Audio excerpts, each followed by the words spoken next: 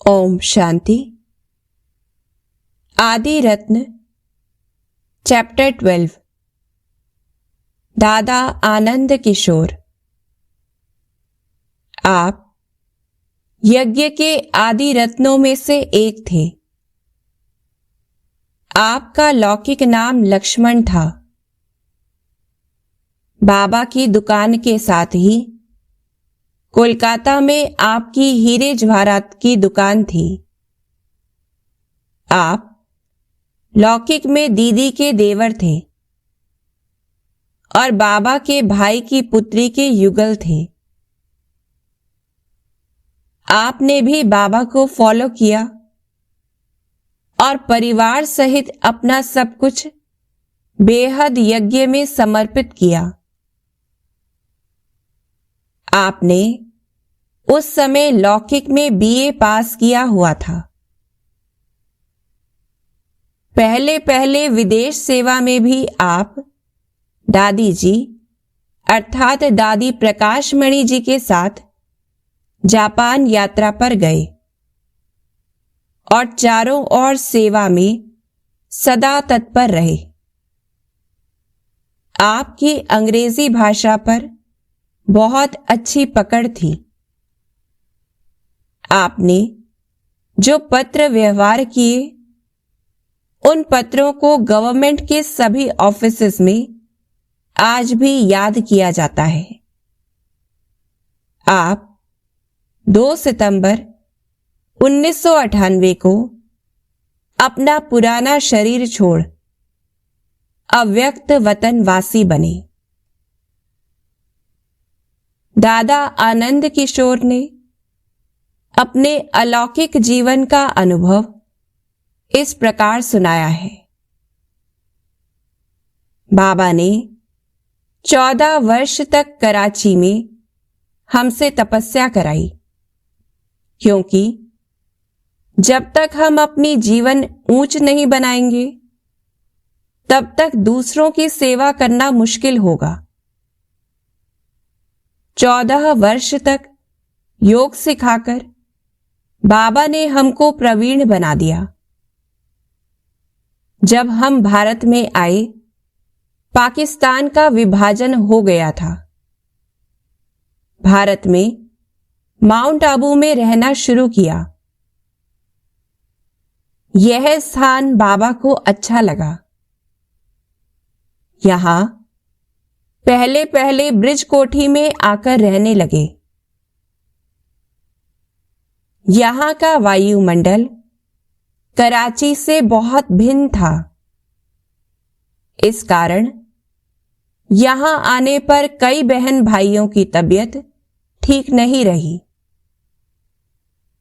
मेरे को बाबा ने अहमदाबाद भेजा था, जहां रहकर डॉक्टरों से संपर्क करके बीमार बहन भाइयों को वहां बुलाकर मैं उनकी दवा करता था।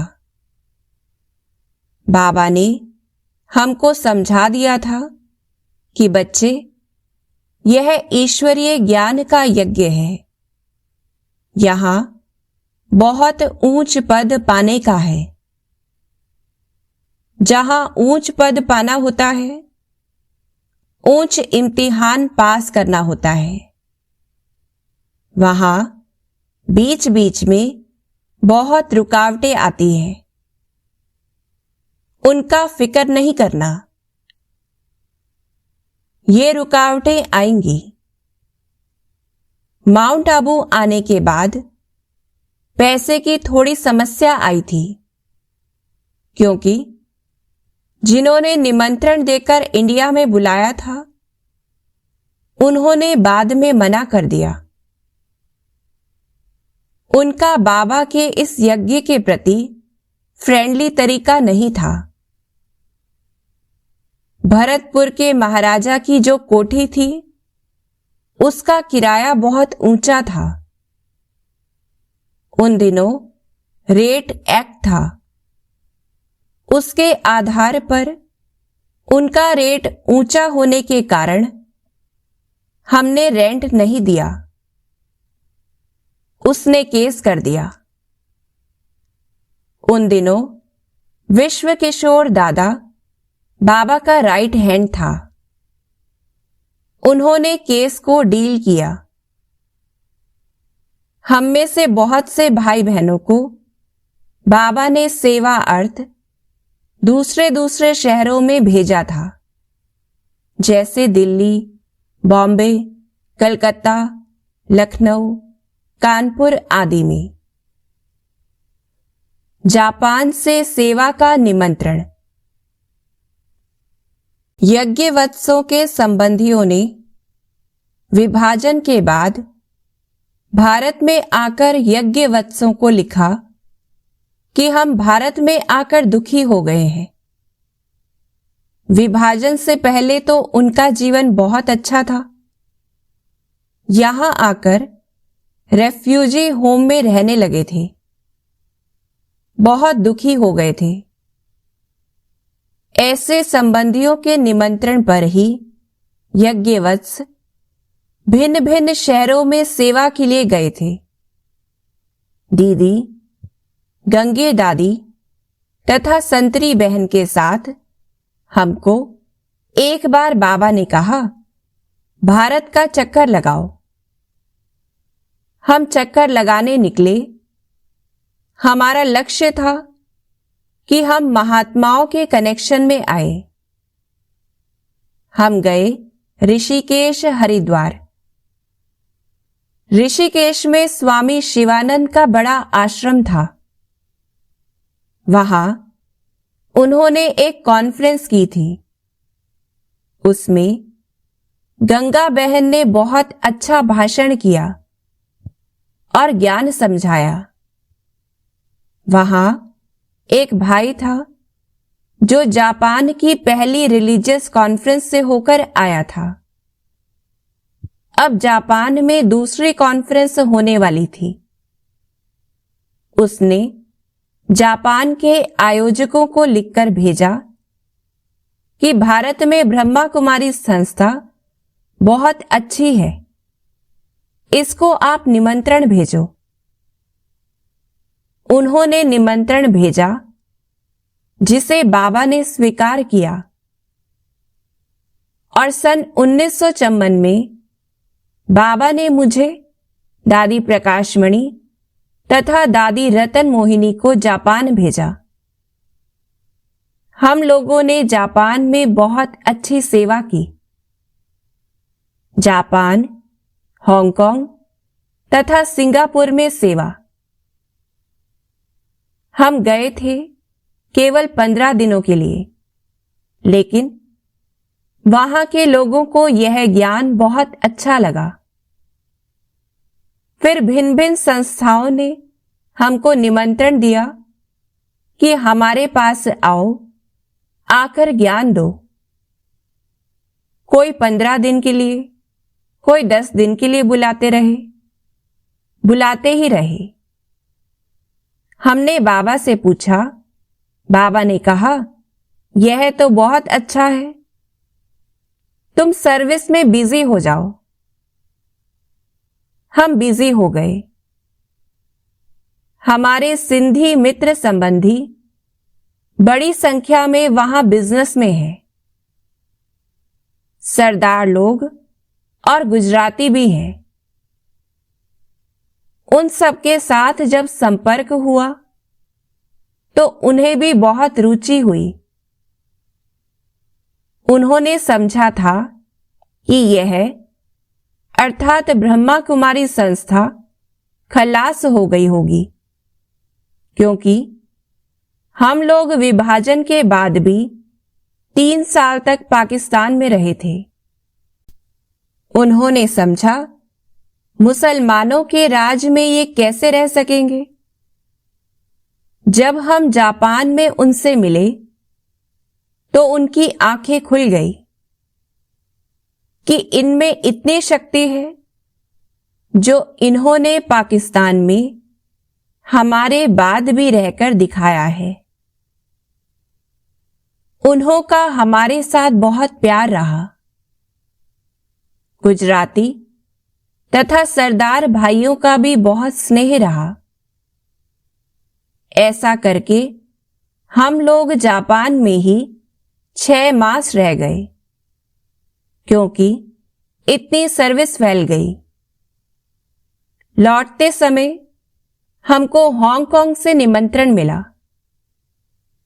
हांगकांग में 2 मास ठहर गए। वहां भी सर्विस फैल गई। फिर हमको सिंगापुर से निमंत्रण मिला। सिंगापुर में मित्र संबंधी बहुत थे।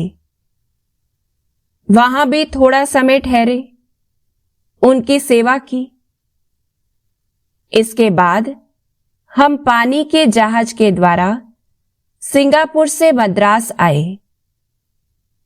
हमारी इतनी सेवाएं देखकर बाबा ने मद्रास में दादी जानकी तथा जगदीश भाई को खास हमको रिसीव करने के लिए भेजा था। इनके आने से वहां अखबार वालों तथा दूसरे सिंधी लोगों की बहुत सेवा हुई।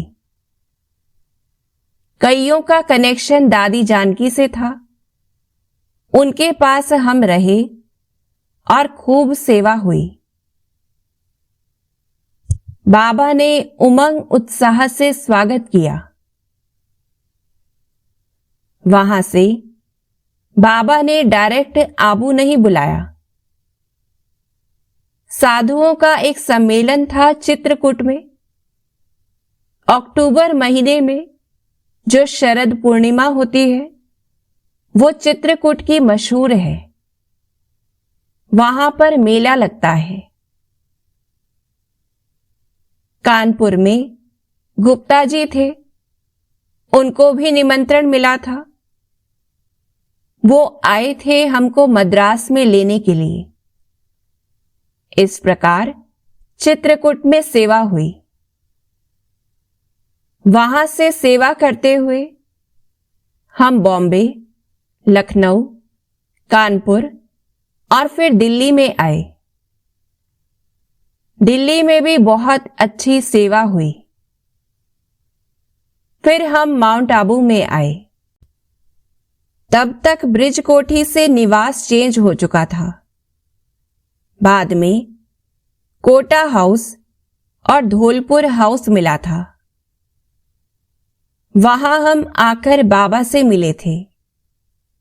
बाबा ने बहुत उमंग उत्साह से हमारी खातिरी की और दादी कुमारका को गिनियों का हार पहनाया और बहुत खुशियां मनाई। भारत के विभिन्न शहरों में सेवा। जापान की सेवा के बाद भारत में भी काफी सेवा फैल गई। ब्रह्मा कुमारी इसका नाम ऊंचा हो गया कि ये जापान से होकर आए हैं। उसके बाद बैंगलोर में सेंटर खुला। इलाहाबाद कुंभ के मेले में हम सेवा अर्थ गए। वहां से कानपुर नजदीक पड़ता है। कानपुर के एक भाई ने निमंत्रण दिया। कानपुर पहुंचने पर वहां के एक बड़े व्यापारी ने अपने घर में निमंत्रण दिया और बोला, यहां सेंटर खोलो। उसकी कोठी में एक अलग हिस्सा था। वहां सेंटर खुला और सेवा हुई। लखनऊ में दादा राम और सावित्री रहते थे। उनका बाबा के साथ लौकिक में कनेक्शन था। उन्होंने शुरू में अच्छी सेवाएं की। फिर राजस्थान में सेवा शुरू हुई। मैं तो अधिकतर टूर पर ही रहा। आखिर एक सेंटर अहमदाबाद में खुला।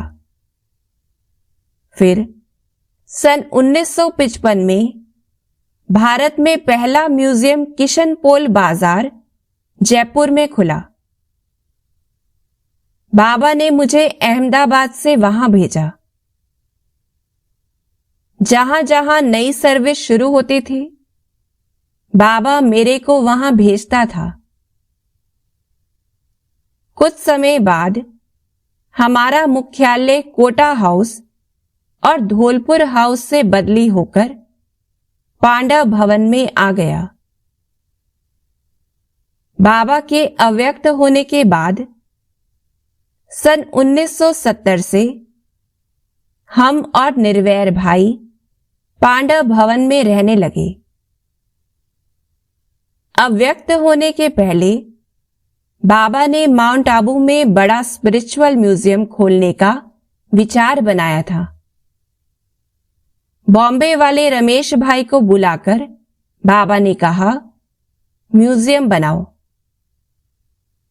उसी समय वर्ल्ड रिन्यूअल स्पिरिचुअल ट्रस्ट बना और उसी के नाम से म्यूजियम बनाने का डायरेक्शन बाबा ने दिया। मकान ले लिया गया। उसमें मुख्य रूप से बनाने का काम निर्वैर भाई ने किया। वह म्यूजियम एक मॉडल के रूप से बना, जिससे अभी भी बहुत सेवाएं हो रही हैं। विदेश में सेवा केंद्र खुला। बाबा ने बताया था, मेरा अव्यक्त होना जरूरी है। अव्यक्त होकर मैं शरीर की हदों से परे रहूंगा। शरीर की हदों के कारण मैं बाहर के लोगों की सेवा नहीं कर सकता हूं। इसलिए अव्यक्त स्वरूप द्वारा बहुत लोगों को साक्षात्कार कराकर बहुत पहचान दूंगा और पहचान के आधार पर बहुत लोग यहां आएंगे। इसके थोड़े समय बाद आबू में बहुत फॉरेनर्स आने लगे। म्यूजियम देखने भी बहुत आते थे। उनको म्यूजियम देखकर मन में आता था कि इतना ऊंचा ज्ञान और हमको अभी तक पता ही नहीं है। पहले पहले दो भाई आए, चार्ली और केन। दोनों ऑस्ट्रेलिया के थे, लंदन में नौकरी करते थे। लंदन में उन दिनों सेवा केंद्र नहीं था। जयंती बहन पहले माउंट आबू में पढ़ती थी।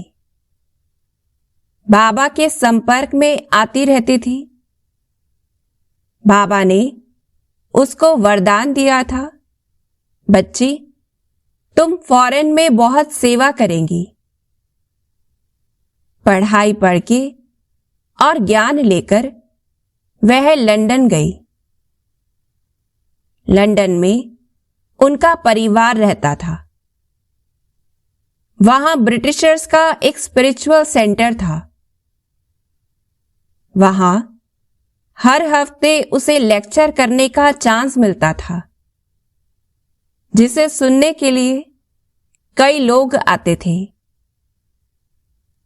वहीं चार्ली तथा केन भाई ने यह ज्ञान सुना और जयंती बहन से छुट्टी लेकर वे आबू में आए। वे पहले विदेशी थे जो मधुबन में आए। फिर उन्होंने ऑस्ट्रेलिया में सेंटर खोला। अमेरिका की एक योग संस्था ने सन 1972 में आबू में निमंत्रण भेजा। हमने उसे स्वीकार कर रतन मोहिनी दादी का, निर्वैर भाई का, मेरा तथा एक दो और का बायोडाटा भेज दिया। फिर दादी की राय प्रमाण 4 बहनें तथा 2 भाई गए। पहले यह लोग लंदन में गए। वहां छोटा सेंटर खोला। जगदीश भाई और रमेश भाई भी उस टूर में थे। माताओं को आगे रखना है। कराची में हम 300 बहनें, माताएं तथा 75 भाई थे। यहां आए तो कम हो गए थे कुछ कारणों से। बाबा ने हमको ट्रेनिंग दी थी कि माताओं को आगे रखना है, क्योंकि माता मदालसा है। माताओं का हृदय कोमल होता है। उनका सेवा करने का ढंग लोगों को अच्छा लगता है। हमने बाबा का वह डायरेक्शन आशीर्वाद के रूप में माना। हमने अपना अभिमान कि हम बड़े हैं और माताएं छोटी हैं, यह बदली करके अपना सिद्धांत बनाया कि माताओं को आगे रखना है। भारत में आने के बाद हमने महसूस भी किया कि माताओं के ज्ञान देने पर भाई सुनते थे, पर भाइयों द्वारा दिए जाने पर वे बात नहीं मानते थे। माताओं की जल्दी मान लेते थे। हमारा सतगुरु परमात्मा है, उसके बाद कोई गुरु नहीं। पर कारोबार के लिए दादी को हेड बनाया गया। यज्ञ के शुरुआत में दीदी कंट्रोलर थी, क्योंकि वह माता थी, अनुभवी भी। आबू में भी उन्होंने उसी प्रकार सेवा की। हम यहां भी उन्हें कंट्रोलर कहते थे, पर बाबा जानी जानन हार है। उन्हें पता था इसके बाद फॉरेन की सर्विस चालू हो जाएगी। उसमें दादी प्रकाशमणि का रोल बेहतर रहेगा। उसमें छोटाई बड़ाई का सवाल नहीं था। दीदी और दादी का तरीका ऐसा था जैसे 2 शरीर एक आत्मा। बाद में दादी जानकी एडिशनल हेड बनी। उनका भी दादी के साथ संबंध वैसा ही रहा जैसे दीदी का था। दादा आनंद किशोर के बारे में दादी निर्मल शांता जी बताती है। दादा आनंद किशोर का बाबा के साथ घनिष्ठ संबंध था। भावी अनुसार व्यापार करने के लिए बाबा का कोलकाता जाना हुआ। कोलकाता में सबसे नामी गिरामी स्थान और प्रसिद्ध बिजनेस सेंटर उस समय न्यू मार्केट ही था, जिसे चार्ल्स हॉग मार्केट के नाम से जाना जाता है। लेकिन सभी के मुख से न्यू मार्केट नाम ही निकलता है। उस मार्केट के ठीक सामने एक 7 मंजिल की इमारत थी, जिसमें लिफ्ट लगी हुई थी। उसका ठिकाना अर्थात पता 7A Lindsay street, Surana mansion, new market है। पहली मंजिल पर बाबा ने दुकान, यानी जिसे हम गद्दी कहते हैं, उसे हीरे जवाहरातों के बिजनेस का स्थान बनाया। दूसरी मंजिल में हम सभी रहते थे। उसी मार्केट में आज भी वह मकान बहुत ऊंचा है तथा ठीक उसके पास ग्लोब सिनेमा हॉल है। ब्रह्मा बाबा को पूरा फॉलो किया। ग्लोब सिनेमा हॉल से एक मकान छोड़कर उसी फुटपाथ पर राम लक्ष्मण एंड कंपनी थी, जो आज भी उसी नाम से सोने व हीरे का व्यापार करती है। दादा आनंद किशोर का लौकिक नाम लक्ष्मण था तथा उनके साझीदार का नाम राम था। दोनों के नाम से यह राम लक्ष्मण एंड कंपनी थी। दादा आनंद किशोर ने भी ब्रह्मा बाबा का पूरा अनुसरण किया। जैसे बाबा सारा बिजनेस समेटकर कोलकाता से हैदराबाद सिंध आए, उन्होंने भी ऐसे ही किया। बाबा ने अपना बिजनेस पार्टनर सेवक राम को दिया तथा दादा आनंद किशोर ने अपने पार्टनर राम को सारा बिजनेस दिया और अपने हिस्से का धन लेकर बाबा के पास चले आए।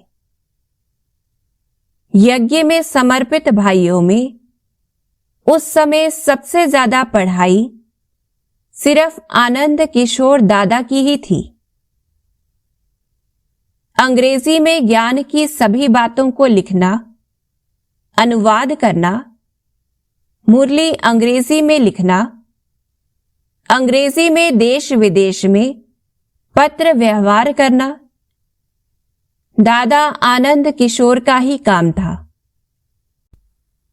इसके अलावा बाबा के ऑफिस का कार्य कराची से लेकर मधुबन माउंट आबू में अपने अंतिम समय तक संभाला, जिसे अभी निर्वैर भाई निमित बन संभाल रहे हैं। दादा आनंद किशोर जी के बारे में ब्रह्मा कुमार रमेश शाह मुंबई से अपने अनुभव इस प्रकार सुनाते हैं। शिव बाबा के दैवी परिवार में अनेक भाई बहनें अनेक संबंधों से आए। जैसे दादा आनंद किशोर ब्रह्मा बाबा के पारिवारिक दामाद अर्थात बड़े भाई के दामाद थे। यज्ञ में वे पहले पहले पढ़े लिखे ग्रेजुएट थे। शुरू का अंग्रेजी में ईश्वरीय साहित्य लिखने में उनका बहुत बड़ा योगदान रहा। जापान में भी विश्व धर्म सम्मेलन में दादी प्रकाशमणि तथा दादी रत्न मोहिनी के साथ ब्रह्मा बाबा ने उन्हें भेजा। पूर्व एशिया के देशों जैसे हांगकांग, सिंगापुर, मलेशिया आदि में इन्होंने ईश्वरीय सेवाएं की और वहां से लौटने के बाद मुंबई में रहे।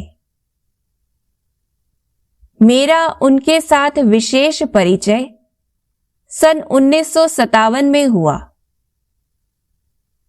मेरी लौकिक माताजी की इच्छा थी कि हम ब्रह्मा बाबा और मातेश्वरी जी को मुंबई आने का निमंत्रण दें, और हमने हमारी माताजी को कहा कि भले आप निमंत्रण भेजो।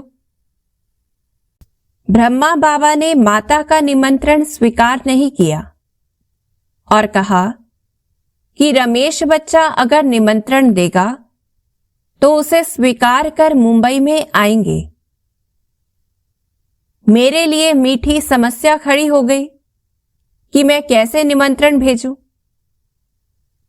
सुंदर शब्दों में निमंत्रण पत्र लिखा। दादी पुष्प शांता उस समय वाटरलू मेंशन सेवा केंद्र की इंचार्ज थी। उन्होंने कहा कि आप निमंत्रण भेज दो। मैंने कहा कि मैं कैसे निमंत्रण दूं? मुझे आपकी भाषा नहीं आती। दादी ने पूछा कि क्या नहीं आता? मैंने कहा कि आपके ज्ञान में कई शब्द नए हैं और ब्रह्मा बाबा जैसे महान प्रतिभाशाली व्यक्तित्व का निमंत्रण पत्र भी उतना ही गौरवशाली होना चाहिए।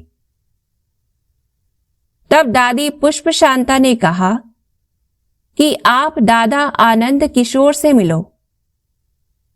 वह बहुत ही अच्छे शब्दों में ब्रह्मा बाबा और मम्मा के लिए आपको निमंत्रण पत्र लिखकर देगा। उन्होंने दादा आनंद किशोर से मेरा परिचय कराया और उन्होंने बहुत ही सुंदर शब्दों में ब्रह्मा बाबा और मम्मा की प्रतिभा के अनुरूप निमंत्रण पत्र लिखकर दिया और उसी निमंत्रण को पढ़कर ब्रह्मा बाबा ने फौरन टेलीग्राम भेजा कि ब्रह्मा बाबा और मम्मा निमंत्रण को स्वीकार कर मुंबई आएंगे। तब मैंने दादा आनंद किशोर का दिल से धन्यवाद माना कि आपने बहुत सुंदर निमंत्रण पत्र लिखकर दिया। फलस्वरूप बाबा मम्मा 4 मास के लिए मुंबई आए। इस प्रकार दादा आनंद किशोर के साथ हमारा घनिष्ठ संबंध जुड़ता गया। जब प्रदर्शनी के चित्र बनाने का कार्य मुंबई में चल रहा था, तब भी दादा आनंद किशोर द्वारा हमें अच्छा मार्गदर्शन मिला। भ्राता निर्वैर, भ्राता आनंद किशोर, भ्राता अर्जुन तथा अन्य साथियों का एक ग्रुप बना और प्रदर्शनी की सेवाएं अच्छी हुई। विराट प्रतिभा के धनी।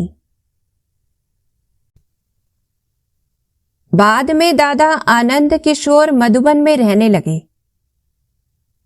सन 1968 में जब ब्रह्मा बाबा ने दादी प्रकाशमणि तथा मुझे ट्रस्ट के निर्माण के लिए मधुबन में बुलाया, तो हम दोनों के साथ दीदी मनमोहिनी तथा दादा आनंद किशोर भी ट्रस्ट के निर्माण कार्य में बहुत मददगार बने।